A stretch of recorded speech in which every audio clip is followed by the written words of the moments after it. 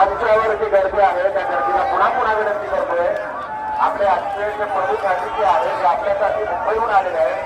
आदरणीय अतिथी ठाकरे साहेब, आदरणीय रोहितदादा पवार साहेब, आदरणीय आदित्य देशमुख साहेब हे मंचावर आहेत. विनंती करतो.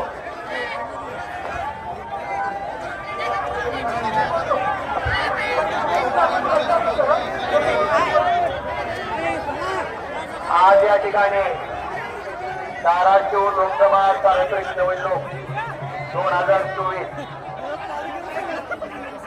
या निवडणुकीचं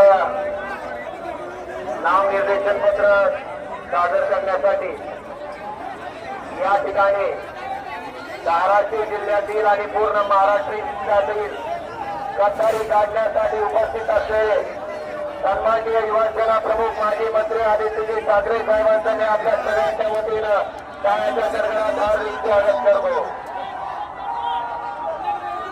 आपल्या सगळ्याला विनंती आहे की आपण थोडं व्यासपीठावरची गर्दी कमी करा. व्यासपीठावरची गर्दी कमी करून आपण खाली या. सगळ्या सेनेच्या कार्यकर्त्यांना विनंती आहे माझी, आपण शिस्तीचे सगळेजण खाली या.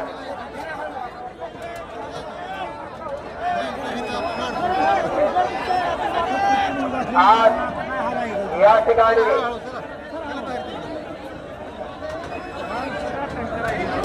आदित्यजी मला आपल्याला आवर्जून सांगायचंय निष्ठा काय असते याचं उदाहरण आम्हाला 2 दिवसापूर्वी आलं. कारण ज्या गद्दार खासदारांनी आमदार गद्दारी केली अक्षरशः त्यांना उमेदवारी सुद्धा मिळाली नाही. उमेदवारीसाठी तास वाट बघत राहायचं. मला वाटतं आम्ही जे खुद्दार होतो आम्हाला एक चक्कर सुद्धा कुठं मारावी लागली नाही. आज जे फक्त आमच्या दिशेला साथ घालून सर्वांच्या सर्व खासदारांना उमेदवारी दिली. मला वाटतं खुद्दारीमध्ये आणि गद्दारीमधला फरक महाराष्ट्रानं बघितलाय. आणि आदित्यजी हे हिंदच असते ज्या दिवस लागत नसते. मला वाटतं त्या गद्दारांना सुद्धा फेड कालच्या उमेदवारीच्या माध्यमातून मिळाली. आज या ठिकाणी मला आपल्या सर्वांना सांगायचे की आदित्यजी माझ्या पुढचा जो उमेदवार आहे ते पाटील घराण्याच्या ठिकाणी आहे. त्याने माझा संपर्क आहे हे मान्य करतात. बरे मान्य का नाही? सगळ्याच्या संपर्कात आहे का नाही? आता ही तुम्हीच नाही पुढची विरोधक मंडळी सुद्धा मान्य करते.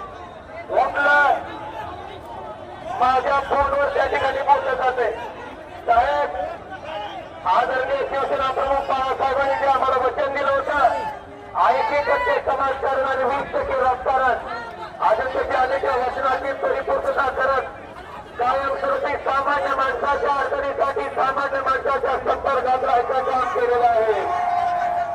आज मतदान टाकलं तुम्ही मंजूर झालं तुमच्या जिल्ह्यासाठी आणि निर्णय कुठं इथं माणसं लागते का? तुमचा हक्क असताना तुमचा अधिकार असताना तुमचं शासकीय वैद्यकीय महाविद्यालय त्या ठिकाणी नेरूळला नेलं गेलं आणि स्वतःच्या पब्लिक चॅरिटेबल ट्रस्टच्या नावानं खासदारकीचं केलं.